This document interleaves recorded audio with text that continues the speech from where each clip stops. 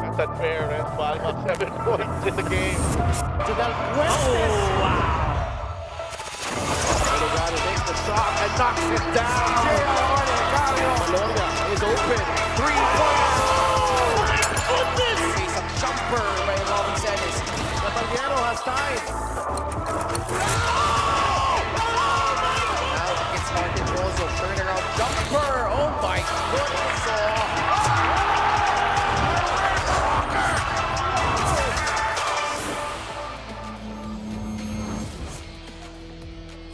For the second time this season, we are back here in the small but mountainous town which lies on the eastern portion of the province of Oriental Mindoro, the beautiful town of Pola.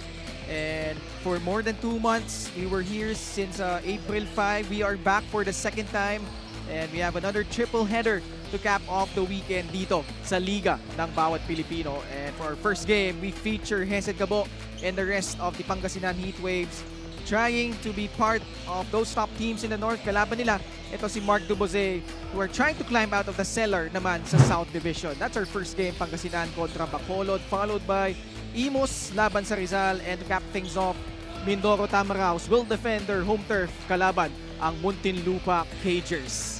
Magandang hapon mga kaliga, Ken Panglinan alongside Coach Mike Perez. Coach Mike, before we even talk about basketball, it's your first time here in Pola, Oriental Mindoro. Kumusta ang experience so far? I'm pleasantly surprised, no, with the sceneries and on the way here. This is really a good first time for me, and I hope there's another chance that we can go back here. And you're watching us live on the official Facebook page and YouTube channel, and also on Solar Sports every Mondays, Thursdays, and Saturdays starting at 6 p.m. And we also have our third member of our panel. Not her first time dito sa Mindoro. Actually was here last year. Ito si Miss Gianna Lianes. Gianna, kamusta yung pagbabalik mo dito sa Oriental Mindoro?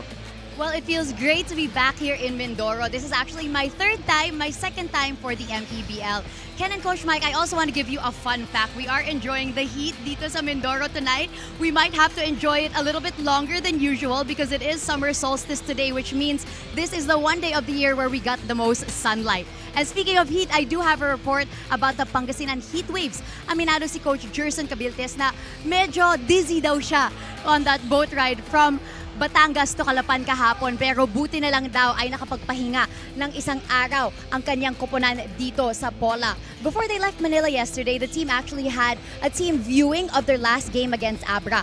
Nasasayangan daw si Coach Gerson sa mga missed easy baskets nila, especially because they only lost by 7 points. He also said that they need to improve their free throw shooting and they need to reduce their turnovers. At sana daw maipakita nila yon ngayon. Si Ian Melencio, Harvey Pagsanhan, and Lervin Flores will not be playing for the Pangasinan Heatwaves today. Back to you guys. Maraming salamat, Gianna. And we covered that game, Pangasinan and Abra. We'll dwell on that later on as we progress yung laban nila against Bacolod today. But pag-usapan natin, Coach Mike, yung mga nangyari. No? We were at the Inares Sports Arena in Pasig City last Thursday. Zamboanga holding off Bataan in that first game. Nueva Ecija still undefeated, using that big second half to defeat itong Cebu Classic. And then Pasig City just lost to San Juan Knights at home. That's their very first home game in 2 years para dito sa Pasig. Unfortunately, bowing down to the third seeded itong San Juan Knights.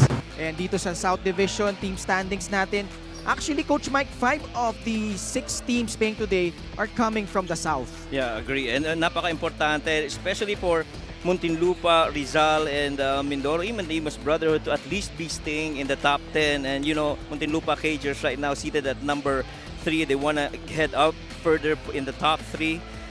But Mindoro and Imus, these teams really wanting to stay here in the top 10 here in the South. And pagdating sa North Division, undefeated pa rin ang Nueva Ecija, 16-0. Pangasinan is at number 7, but not much separating them. Caloocan, Pasay, just 2 games behind Caloocan actually at that 5th spot. Pampanga is at 12-4.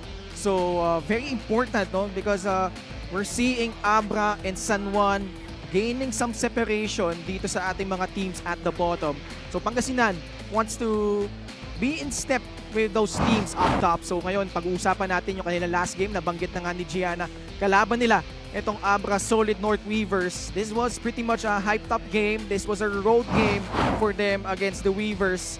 And they made a good account of themselves, Coach Mike, no? Especially in the first half.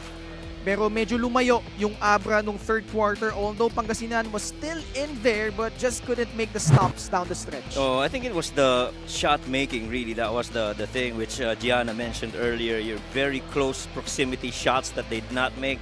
They shot only 37% from the field. And a matter of fact, the free throws, the missed 11 missed free throws rather. Really, that's a minus that sana naging favorable para dito sa Pangasinan. And they got into turnovers, to which Abra got 13 points off of it.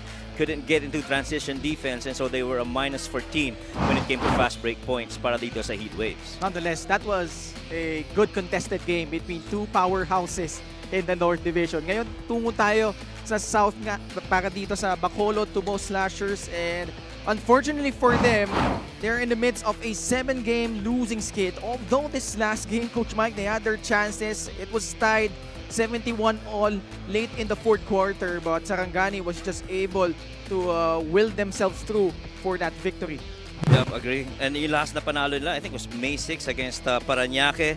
They did real good on the field, actually, shooting 47%. However, yung 10 points of turnovers that they gave up, the 20 points of turnovers that they gave up to Sarangani really just proved too much of a factor. Sama mo na dyan yung minus 16 nila points in the paints, and really better hustle for Sarangani when it comes to second chance points. They were a minus 12 in that department, leading up to that loss. All right, let's see which team will prevail in this North versus South showdown. Pangasinan laban sa Bacolod. Let's go to Miguel Pere for the starters. Here are the starters, beginning with Pangasinan Heat Waves. Starting at guard, number 10, Ralph Robin. Also at guard, number 11, Joshua Fontanilla. Starting center, number 23, Jay Collado. Forward number 5, Vince Tolentino. And the other forward, number 1, Mike Di Gregorio. Their head coach is Gerson Gabiltes. Assistant coaches, Noy Catalan, Jun Marzan, Florian Pineda, Arias Season, Harold Nang, Joseph Gion, Dan Xavier, and June Medina.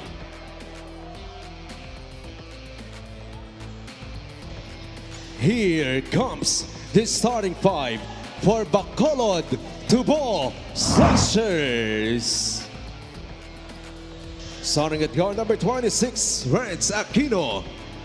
Also at guard number 8, Jajan Pasias. Forward number 22, Chetty Rangel. Also at forward number 10, JC Ajay. And at center number 25, Miles Canyal. Their head coach is Pam Havelona. Assistant coaches, Noy Baclao, Emric Sahota, and Britton Havelona. Assistant team manager, Kevin Custodio.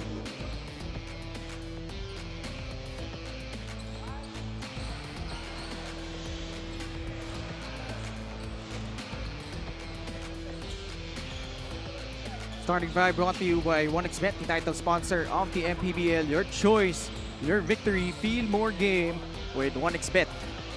Pangasinan with a backcourt of Ralph Robin and Joshua Fontanilla. Up front, Jay Collado, Vince Tolentino, and Mike Di Gregorio. For Bacolod, John Pastias, Jarol Aquino, Miles Canyal, JC Ajay, and the newly acquired Chadi Rangel. And this is the first game of our Saturday triple header. Our referees for this ball game, Jovet Ocfemia, Edmar Aves, John Lester Arcega, and fourth man is MLJ Sarase. Right now, there's a discussion on the Bacolod side. I think it's regarding their lineup here. So, alam naman natin no, na we're in the midst of the window now that pwede mag-execute ng trades, acquire free agents, but there are also certain guidelines into which, you know, I think nangyari yan yesterday with the San Juan versus Pasig. Aldrich Ramos was the player in question during that game, but looks like here, I think si Chadi Rangel, yung mukhang hindi nila pinayagan maglaro. We'll have further clarification as to why. Because he was acquired, he was released recently by Chadi Rangel.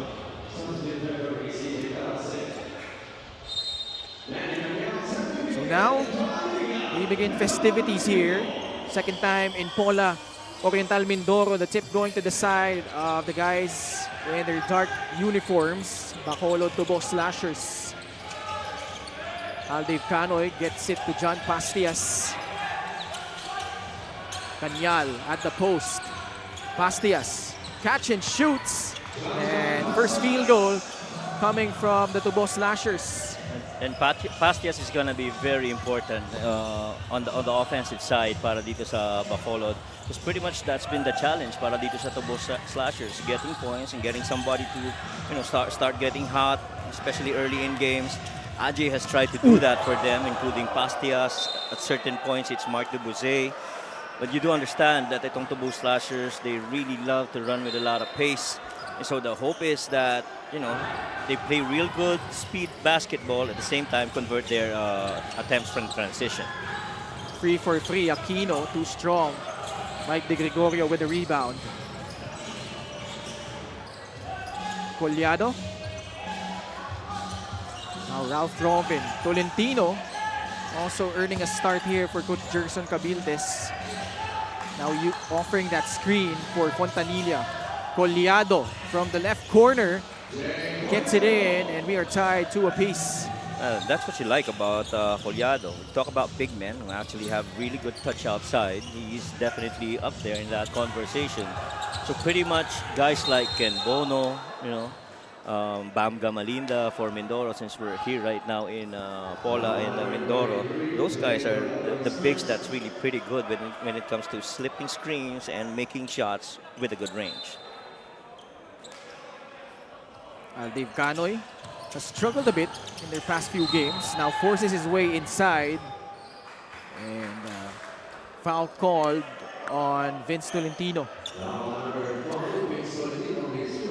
And the thing about Bacolod, Ken, if you look at their previous games, 4 of them were actually very winnable. They lost just by single digits. Matter of fact, 2 possessions at the very least. You lost by 6 against Caloocan. You lost by 4 against Valenzuela. You lost another 6 against Bulacan, and you lost 2 points to Sarangani. And so, end game might be a thing that also is the Tubo Slashers are working on.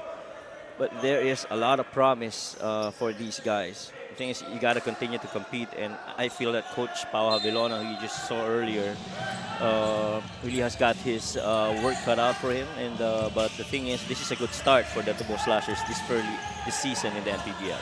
De Gregorio, that's his very first 3-point conversion here in the MPBL. He was 0 out of 19 before that basket.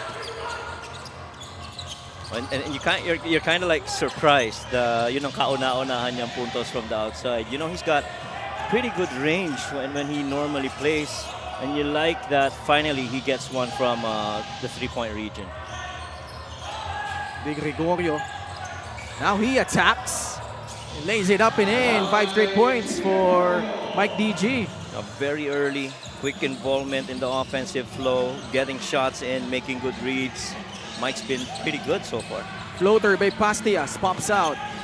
Kanyal tried to save it. Pangasinan on the run. Fontanilla. He attacks, and he got pushed. 2 free throws coming up for Joshua Fontanilla. 3-point shot brought to you by Extreme, your one-stop shop appliances. Fontanilla normally an 80% free throw shooter. He is their second leader when it comes to assists. Of course, you go number 1 always has to be Hesed Gabo. But for the most part, itong si Josh Fontanilla talaga yung pangalawang gwardiya para dito kay Coach Gerson Cabildes. And then the maturity of leading this very experienced roster for the most part has really helped out the maturity rin of ni Josh Fontanilla. Second free throw, no good. Duboze on the run, lays it up and in over Vince Tolentino. I like how both these teams are starting actually. Guys who are supposed to score, but in the previous game are started slow, are really going to the offensive game today. Mike De Gregorio, Pastias, and now Debussy. Turnover against Bacolod. Jay Collado slithers down the lane for 2 points. Gonna make another crack at it again on the open floor. There you go. Dubose absorbing contact, makes it anyway. 4 straight points for Mark Dubose. Tubo slashers talaga. Pagka binigyan mo kayo ng space pababa, kukunin eh, no? They will drive on you if you don't have that gap covered. Oh, wow. Jay Collado with 7 early points. And also a 7-point lead for Pangasinan, 13-6. Might just be the very, quick 2 points, puntos para dito kay kay Jay Collado. What, 7 points already? Yeah. Couple of baskets from the outside, 1 drive. But I love the range though for Jay Collado. Fast break of the game. Atid sa atin yan ang Extreme X Pop personal karaoke speaker. Everyday karaoke. And every time you have that right-handed player in Mark Dubose, he's gonna chase for that space and he's gonna play off of it and able to get it past the outstretched arms of Vince. Meanwhile, let's check in with Gianna Lianes. Yes, this report is about Miles Cañal. Hindi actually basketball ang first sport ni Miles. From kindergarten to grade 6, he was a competitive swimmer. And it was only after the COVID-19 pandemic that he decided to take basketball seriously. Malaking tulong daw si Marky sa development niya bilang isang player dahil noong reserve siya ng Bacolod during his first MPBL season, tinutukan daw ang improvement niya ng maigi. Ngayon, si John Sobrevega o Sobs ang pinaka-close niya sa team, both coming from Pasay last season. Miles shares, nakakaiba talaga ang connection nila dahil pareho silang lumaki sa Bacolod. Back to you guys. Maraming salamat, Gianna. I actually had that similar encounter with Miles. Nakwento niya sa akin yan eh. And in addition to that, Coach Mike, I think he only spent 1 year in St. Lasal, Bacolod. So hindi talaga basketball yung original sport ni Miles. But he had the size. And now he's turned out to be a serviceable player para dito sa Bacolod Tubo Slashers. And now he grabs a rebound after that Collado miss.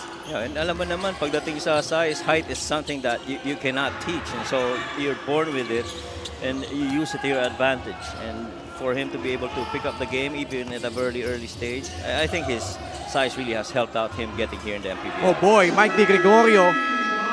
I have to check myself on my earlier statement. He was actually 0 out of 20 before he made the very first free on the left side, but this time on the right, back-to-back threes para dito kay Mike De Gregorio. 2-2 from 3, and more important thing to me is he's taking it in good rhythm and showing a lot of confidence making shots here in Pola, Mindoro.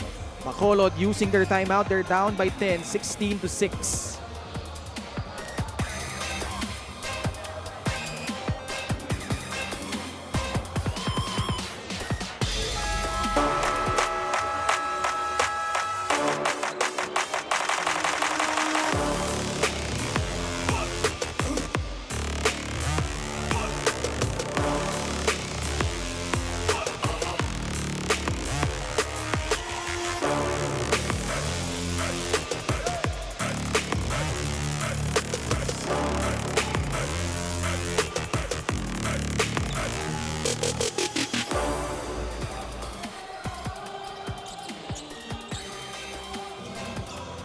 Special deal from 1xBet. Scan the QR code and claim your special offer. JC Adjei and Vince Tolentino. Both of them have been trying to make sure that they have a good start, but it's Pangasinan on a roll. Mike De Gregorio scores another basket for a total of 10 points. Very quick to those 10 points, Mike De Gregorio. He would normally average for the season about 5.8 points per game. And that's almost double how he's doing now early here in the first quarter. And you like that he's leaking out and he's finishing strong. That good finish right there by Mike. Catch and the scoop. His stint with Pangasinan hasn't been the smoothest. Talking about Mike De Gregorio. But they got him for a reason. And it's plays like that. And on the other side, Richard Movida with that mid-range jumper. And you do understand na itong si Mike has also had his, adjustment periods when he joined this team. He's been pretty much starting to, gain a little rhythm. Pero yung sa tira sa labas, dun sa medyo nahihirapan. He contributes in other things like steals, assists, and what have you. Pero this is the very first game I think he's pretty good offensively. Yeah. 4 minutes and 20 left here in quarter number 1. Cañal now takes that jumper over Jay Collado. Good shot by Miles Cañal against Jay Collado. And you're gonna need that if you're the Tubo Slashers. Your big man to be scoring. Tolentino drives, but traveled.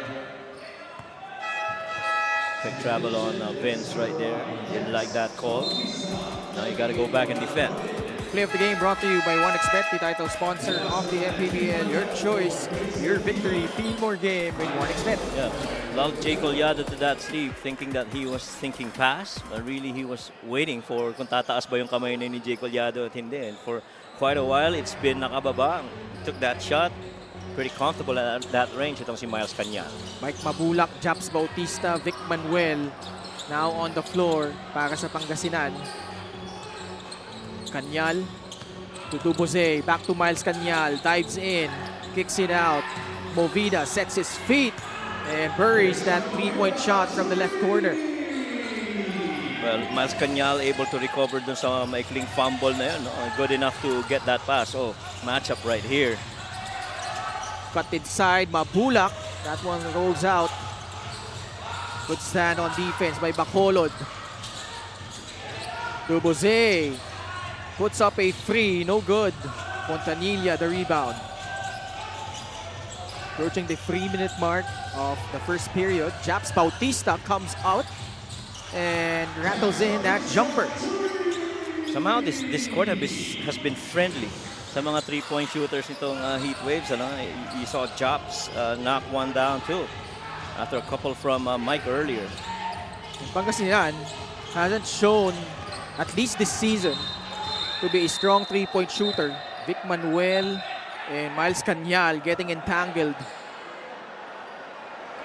Kaapasok lang yan ni Vic, ha? Miles also plays with a lot of compete in him. So, yung konting abong-buo na yun, medyo hindi nagustuhan ni Vic. So here, their arms got locked. It's actually locked arms, no? Oo. Between Miles and Vic. Remember, just past weekend, Vic Manuel also got entangled with CJ Austria. And going ko naman si Miles Cañal, this is an experience that you wanna get into. I mean, to be able to compete against Vic Manuel, it's not gonna be that smooth. It is going to be tough, but it sure is gonna gauge where you are in terms of being a big man against Vic Manuel. Mabulak, tough catch. Scores on a hook. Specialty of the house. Good pass from Mehesit Gabo. Right. 23-13, 10-point lead again para sa Pangasinan. So napakadaming beses mo nang nadinig yung Gabo to Mabulak. Almost assured basket. And Miles Cañal again goes down, this time on the baseline. And that battle continues with Vic Manuel underneath. And he's just shrugging it off. He's fine. Assist of the game brought to you by 1xBet, the title sponsor of the MPBL. Your choice, your victory. Feel more game with 1xBet. Gusto ko dun yung recovery. One, yung habol, yung recovery, and your left hand finish of that hook against the defense of Ajay. Miles Cañal continues to struggle at the line. 0 of 3 so far. Not really strong suit, but does have 4 rebounds and 4 assists. And rarely does he get to the line. Well, because it's mostly the guards creating their shots. Normally, mga 2 to 4 attempts lang from the line. Ito si Miles Cañal. It's really the guards that get at least a volume of the shots from the free throw line. Ball goes back to Bacolod. Still down by 10. 2 minutes na labi dito sa unang yugto. Ajay tries a three. No good. Gabo forward pass. Bautista, pass intercepted by PJ Intia. Intia in the paint. Over King Gortiza. Can't get it to go. Drops Bautista. Back to Heset Gabo. Right now, Bacolod. Take a bit of a zone here. Yes, right. Gortiza fires. No. Aldave Canoy secures the defensive rebound. Duboze bounce pass to a streaking JC Ajay for 2 points. Favorite side of the floor, that left side with a right hand finish. Inside hand para dito kay JC Ajay. Japs again for a three. Second three-pointer for the sharpshooter, Japs Bautista. We've seen 6 3-pointers made so far in this game. Mukhang magandang pang 3-point shooter itong gym na ito sa Pola. Oh. Aldave Canoy rises. Push. But can't convert. The push against Pangasinan. Ball will go back to Bacolod. Hesed got called for that push as they battle for that rebound. See right there. Yung fast break, no? Duboze, bounce pass, papunta kay JC Ajay. Something they need to do more of, get points in transition. Mark Duboze, good on the first free throw. And it pretty much has been that side of the floor kung saan lumilay up itong si JC Ajay. And he just loves finishing that side. Matter of fact, even if he's already on the right side, you'd still see him going to that left because he's more comfortable finishing there against defenders. Jan Sobrevega comes into the ball game. Papaltan niya muna si Mark Duboze. 26-17, 9-point lead para sa Pangasinan. King Gortiza. Gabo, may tangan ng bola. Almost traveled. Gortiza sidesteps his way inside for 2 points. Vic Manuel gets the steal, floats it up and in. 4 straight points in a matter of seconds para dito sa Heatwaves. Final possession here. Bakers doesn't lead for Pangasinan, but a second differential in shot and game clock. Movida steps back and knocks down another jumper. Last shot time para sa Pangasinan. Manuel. Susugod. Vic Manuel can't finish. First quarter comes to an end. Vic Manuel and the rest of the Pangasinan Heatwaves have been clicking, especially from the outside. They've hit their 3-point shots, especially this guy came in 0 of 20 from beyond the arc. He's knocked down a couple from free. Mike De Gregorio with a total of 10 points. Yeah, Mike De Gregorio been sensational here in the first quarter.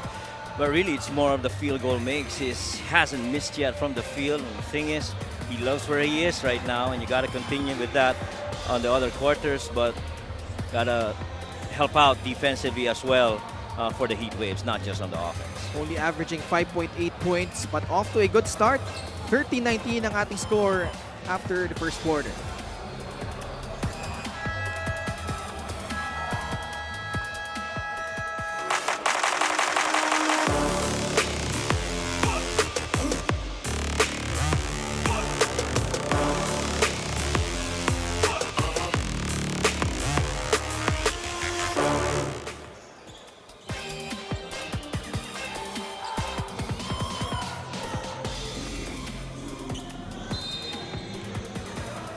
Back with us here at the Pola Gymnasium in Pola Oriental, Mindoro.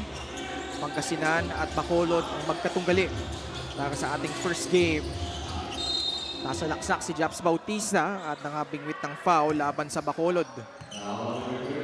And the Heat Waves are going to be relentless in attacking that lane, that middle side of the floor, because they do understand there's not so much rim protection para dito sa Tubo Slashers, especially when they start playing small ball. Now, they also have to be very conscious of fast break attacks, because every time they miss, it should be opportunities for the Tubo Slashers to get out in the open and try to score in transition. Field goal shooting has been kind so far for Pangasinan. 13 out of 21 after that made basket by King Gortiza. Tsaka mabigat dyan, Ken.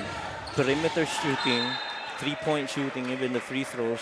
I feel this is the best start on all those three shooting stat lines na maganda ang simula nitong Pangasinan. 58% from the perimeter, you're 71% from three. At the very least, 50% might be low, but at least that's 1 out of 2. You're pretty good so far. Bautista can't get it to go this time. Aldiv Canoy the rebound. Movida pushing it. Floats it up. No good. Mabulak clears it for Pangasinan.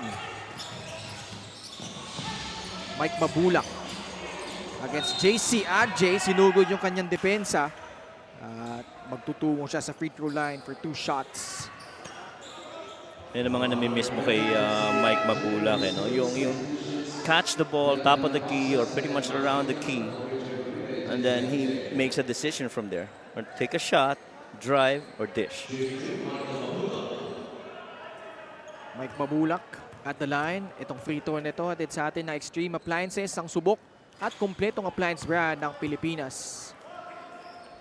Continues his struggles at the line, only shooting 56.4%. Averaging almost a double-double though. 10.7 points, 9.7 rebounds. Pasok naman yung kanyang pangalawang free throw. Biggest lead para dito sa Pangasinan at 14, 33 to 19. But definitely, when you talk about yung mga stats na yun ni Mike Mabulak, Ken, you like that he's number 1 when it comes to rebounds and number 1 when it comes to steals. You expect scoring from him, which is the second at that 0.7. Pero yung ibang stat line na yun, mabigat yun na contribution para dito kay Mike. Cortiza from beyond the arc, no. And ball went over the backboard. So ball will go back to Bacolod. Jan Sobrevega, Janjan Pastias, Aldiv Canoy, Mark Dubuze, and Miles Canyal. The unit para dito kay Coach Pau Havelona. Pastias drives, almost got it in. He'll head to the line for 2 shots. Pastias is his 3rd attempt so far in this game.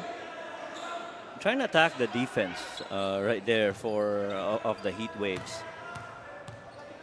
And Pastias, for the most part, has really been more of their perimeter shooter guy. He shoots roughly about 51% from there. So you're gonna live whatever he contributes for you in the perimeter. Longest tenured Bacolod player. Has been playing for this franchise since season 4. Mintis nga lang ang kanyang pangalawang free throw. 33-22 is the count. So he's the veteran Tubo Slasher. Oo. 2 minutes gone by in the second period. Bautista, his jumper rattles out. Pastias. Sobrevega, kick out pass. Duboze did not like the numbers. Now he attacks baseline but nasundutan ni King Gortiza. Forward pass ni Gabo. Manuel. That time intercepted by Miles Canyal.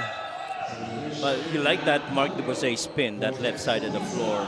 What you hope would have been different was he transferred that ball to his left hand, because it still exposed that ball with still handed up with this right hand. So that tip away by King Gortiza leading up to that turnover. Manuel. Mabulak. Short stab is good. Pretty good, positioning para dito kay Mike Mabulak. Most comfortable, I feel, 15 feet in, top of the key, or in the key. There's a push called against Spider-Man Mactalio.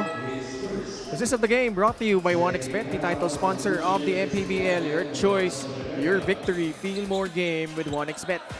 Ganda rin ang vision ni Vic Manuel, no? Yung pasensya ba na Oo. pwede na niyang atakihin yung depensa na yun, pero kailangan hanapin ko rin yung teammate ko ng mga sleeper, which happens to be Mike Babula on that 15-foot finish.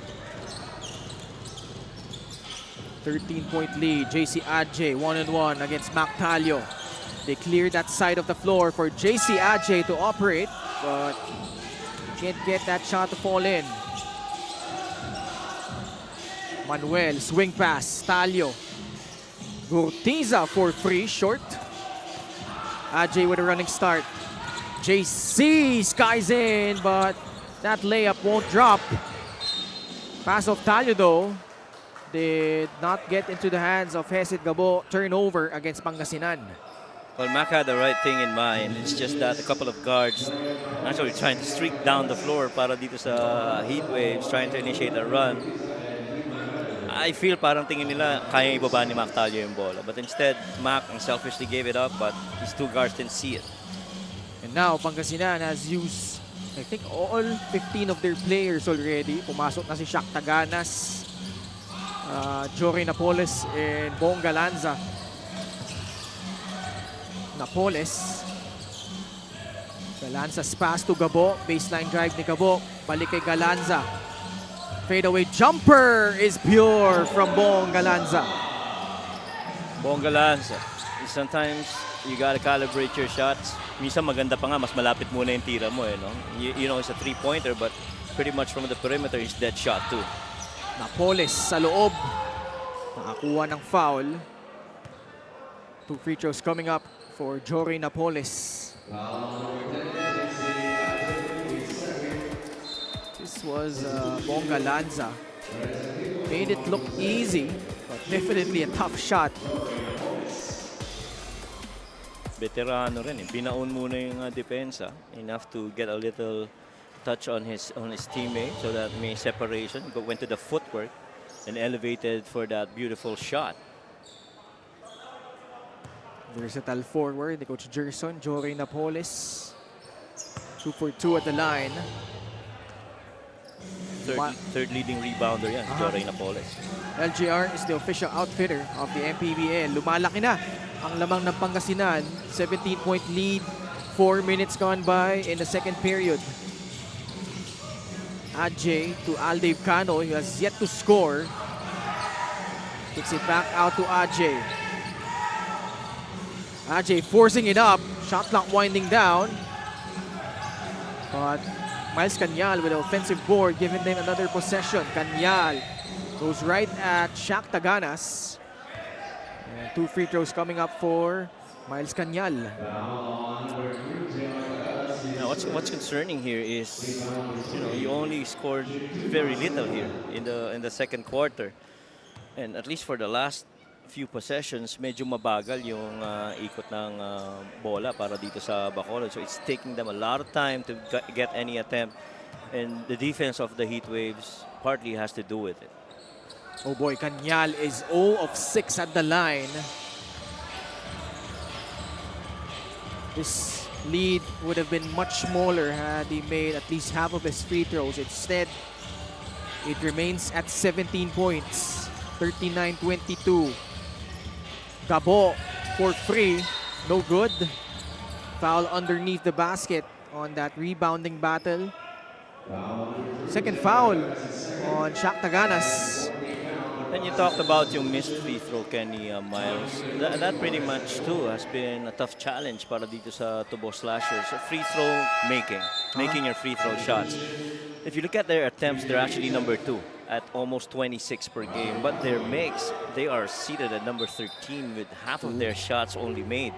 And so yung 13 puntos na yun, kung babalikan mo yung mga previous na laro nila where they lost everything by single digits, would have mattered if they made those free throws. Yeah, you're right. They're just a little above 50% in making their free throws. As JC Adje, though, gets himself free inside the paint, scoring 2 points.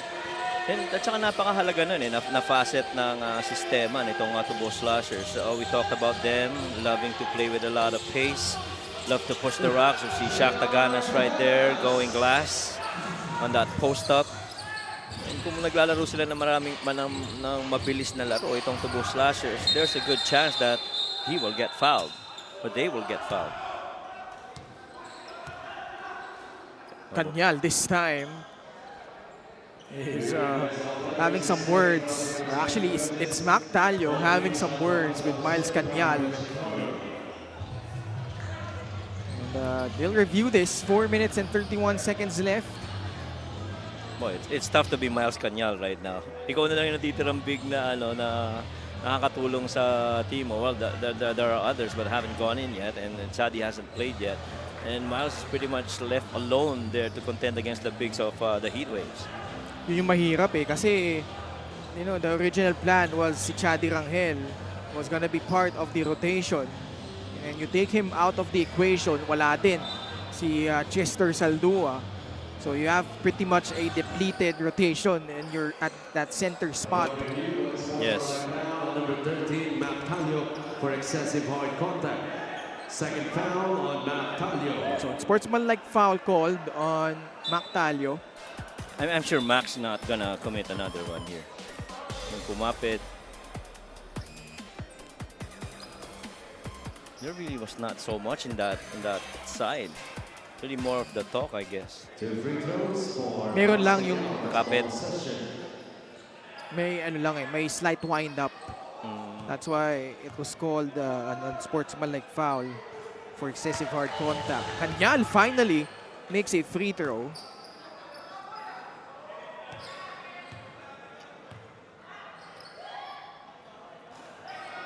One out of 8 from the line, Miles Kanyal. Well, that's a glaring stat across the name of Miles Kanyal. 4:30 left in the second period. JC Ajay now one-on-one against Jory Napoles. That one bounces out. They've been giving JC Ajay some freedom to operate on that side of the floor. Yeah, because he knows that they know that even if he gets there, it's going to be tough to finish against the defense of the Heat Waves. And the thing is, they're defending without fouling. Mac misses a 3. De Gregorio the rebound. Mid-range jumper. First miss of the game para dito kay Mike De Gregorio. Pastias pivots his way inside. Kick out pass. Yeah, Kanyal. Long 2-point shot does not work. At some point, you got to take that. You're not going to look for a dribble handoff the other side on a ball reversal. Your guys dropping down on you. You have to take that so that you keep that defense honest. Napoles, supply yung kanyang tres. Ajay with another rebound. JC Ajay. Kanyal dives. Scoop layup does not work. Napoles grabs and goes. Lays it up and in. And Pangasinan with an 18-point lead. Kanyal ulit. Nakakuha ng foul laban kay Bong Galanza. And more concerning is yung empty possessions para dito sa Bacolod. Not making any baskets for quite a while. Gixer, great move of the game, born for greatness. Jory Napoles setting up that right side for that layup with the right hand against JC Ajay. Really just taking advantage of his momentum going downhill on that layup. Miles Kanyal about to shoot his 10th attempt from the free throw line, where he is now 3 out of 10 after those 2 made free throws. 43-27. Galanza in trouble.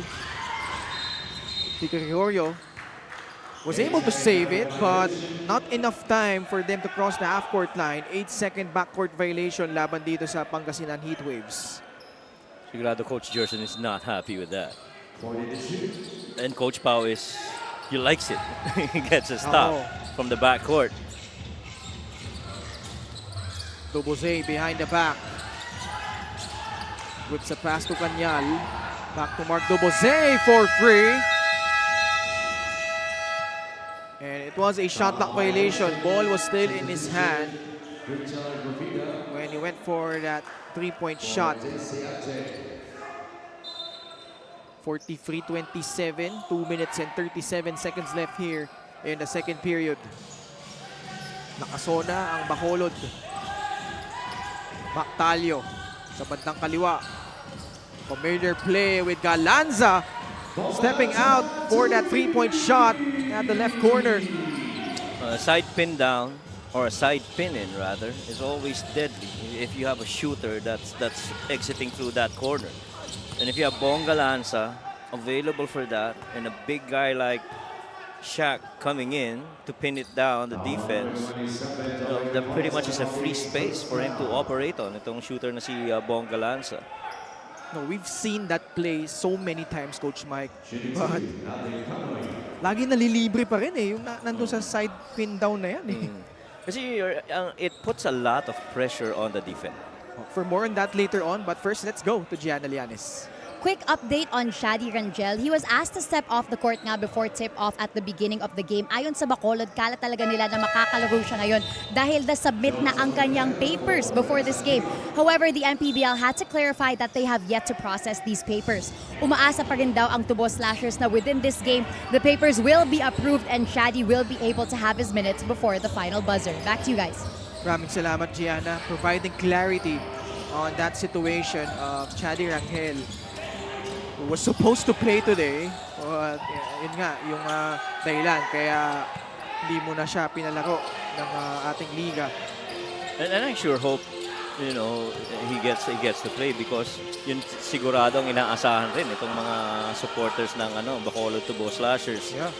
And a lot of them from Bacolod surely are watching right now, especially as their teams visiting here in Mindoro against a tough team against the Heatwaves. What a pass! That was picture-perfect passing for the Pangasinan Heatwaves. And Coach Jerson Cabilta is still loving this version of the Heatwaves. Play of the game brought to you by 1xBet, the title sponsor of the MPBL. Your choice, your victory. Feel more game with 1xBet.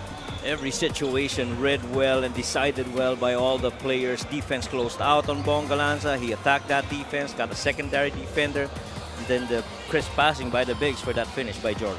We'll return after the short break.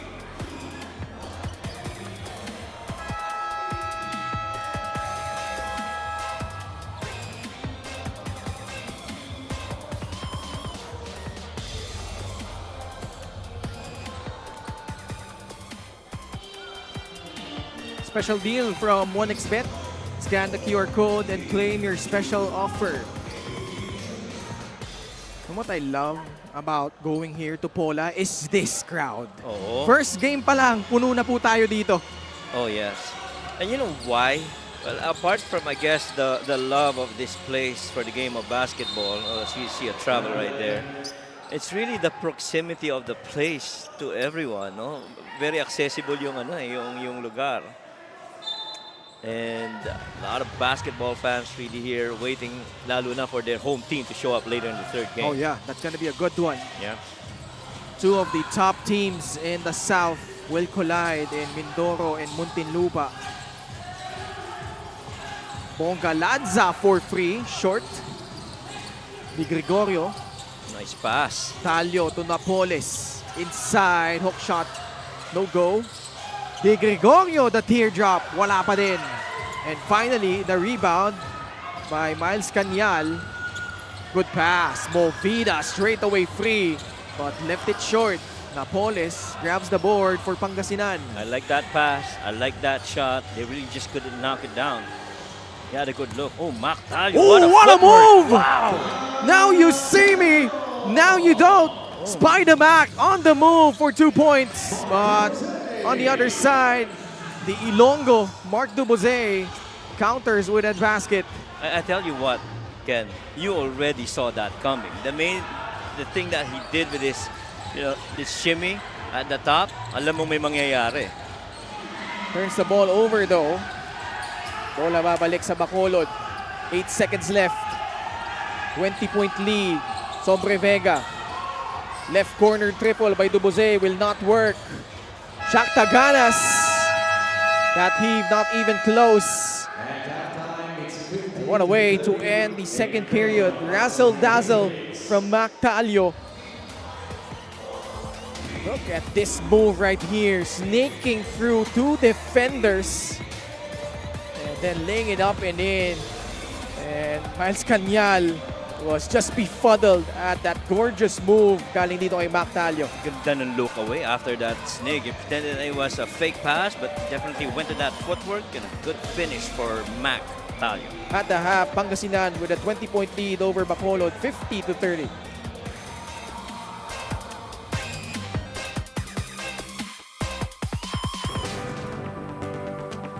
I came from nothing. Just a small boy from streets of General Santos City. No shoes, no food, no chance, just a dream in my heart. From flyweight to junior middleweight, 8 divisions. Thank you. Mabuhay ang Pilipinas. Mabuhay ang bawat Pilipinong nangangarap at lumalaban.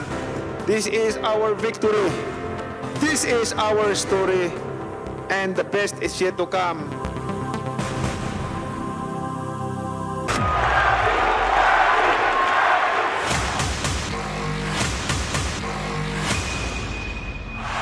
Manny Pacquiao is annihilating Oscar De La Hoya.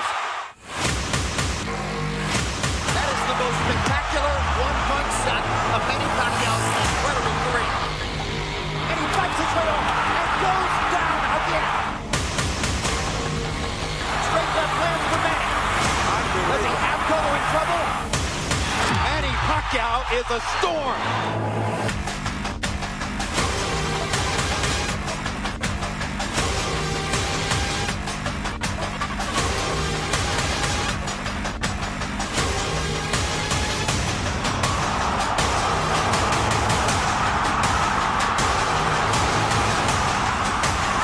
Another huge left hand by Pacquiao.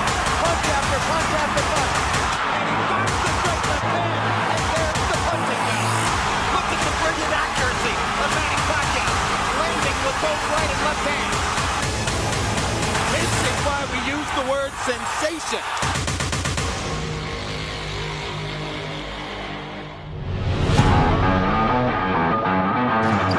Lastimosa, foot on the line.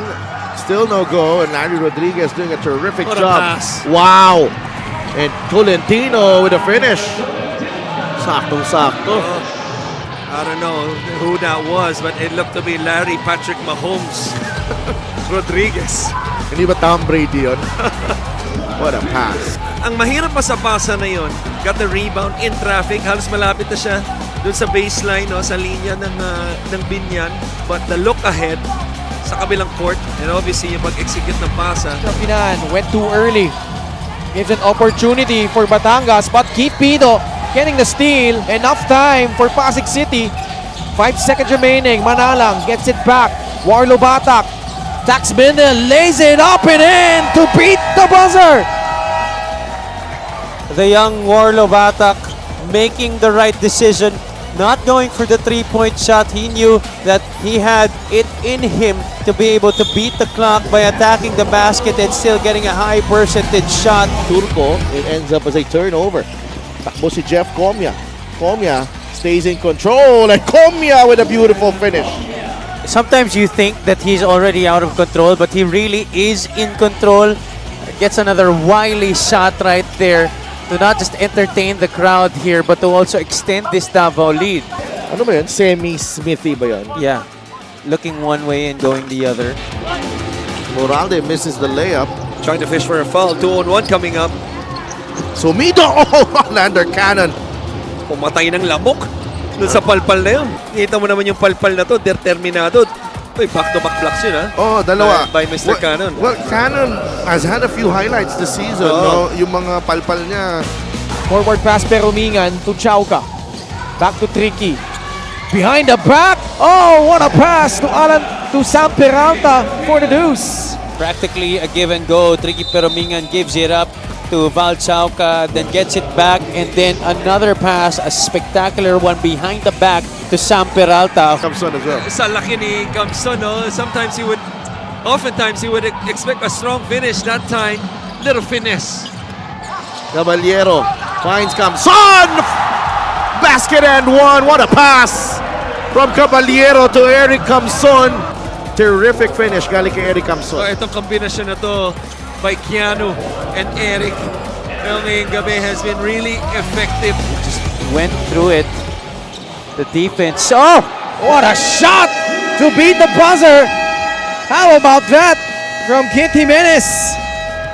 Kit Jimenez already with a bunch of points in this game. Still 3 seconds. That definitely is gonna count para kay Kit Jimenez. John Fa with a steal. 8 minutes left. John Fa switching hands in midair and now has established his new career high of 26 points. Determined, this kid, he will move heaven and earth just to try and carry his team. After that missed basket, you get the stop again, but now it's back to a 60-point lead. Wow! Where did that come from? Lawrence Paul Victoria gliding, hanging, and finishing. Look Wow. at this move. Woo-wee! Me, oh my. Lawrence Paul Victoria.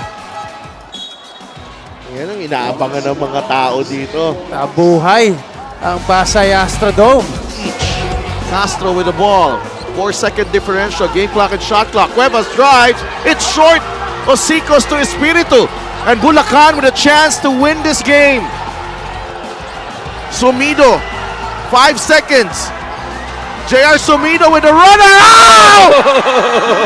JR Sumido with a basket to give Bulacan the lead and possibly their first win of the season.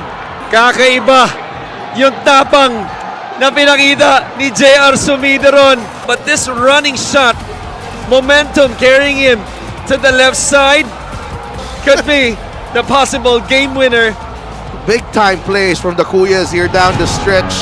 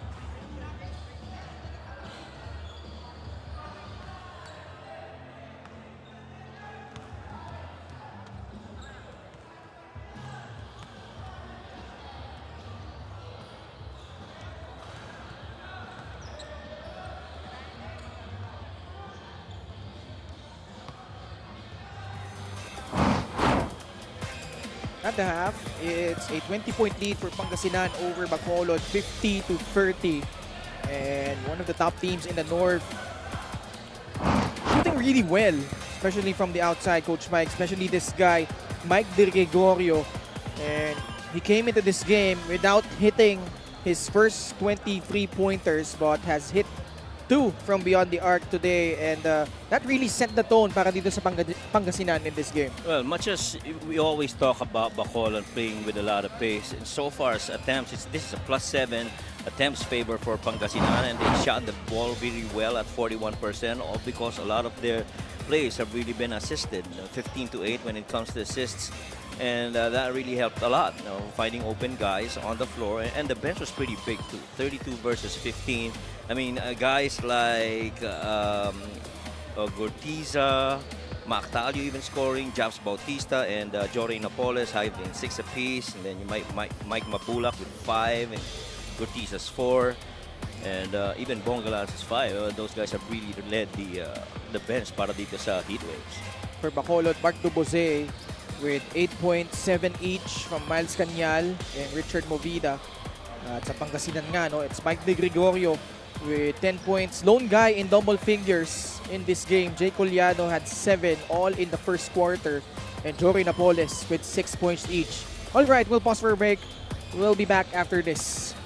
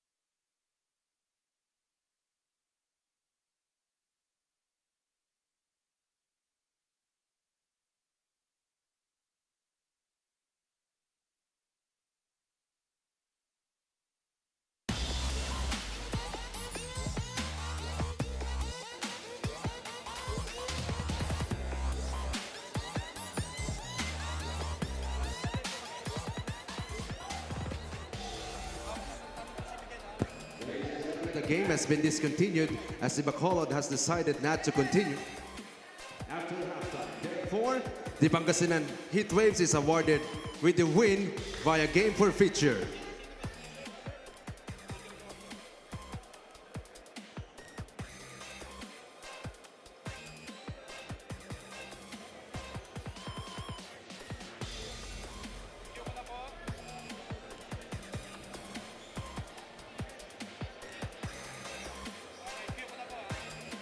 Alright, you just heard the announcement of our game announcer, Miguel Pere.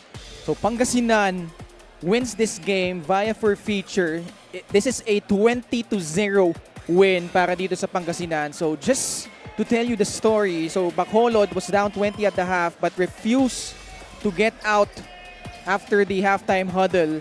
So, this was related to the players involved.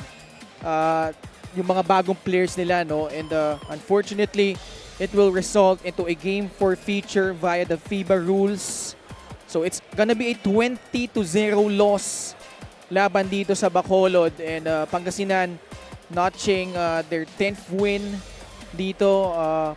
And you know, the game officials, we still sorting things out here, but ito ay panalo na para dito sa Pangasinan, and Bacolod unfortunately will suffer their 8th straight loss in a peculiar fashion here, Coach Mike. And you know, of course, our GAP officials, Boss Emer Oreta, sorting out the situation.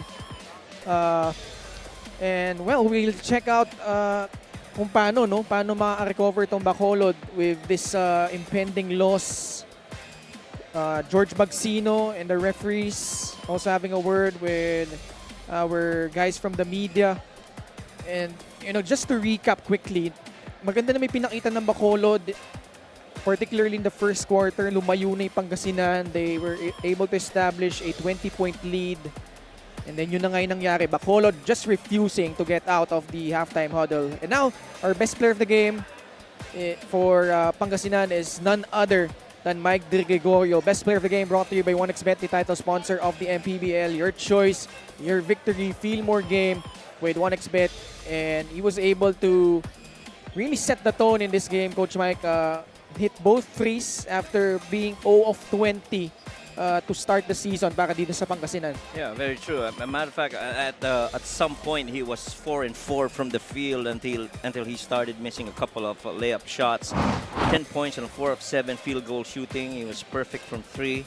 4 rebounds, 1 steal in 12 minutes of action. And so Mike De Gregorio pretty much has been, at this point of the game, has been the most solid player, and that's why we awarded him the best player of the game. And alas, the quick end to this game. And again, our GAP official and head of operations, Emoreta, having a discussion with what transpired here. But we still have our second game later on. It's a battle between two teams in the South trying to improve their position. Imus Brotherhood kalaban ang Rizal Centro Mall Golden Coolers. Huwag kayong aalis. Magbabalik ang Marliga Pilipinas Basketball League, ang liga ng bawat Pilipino.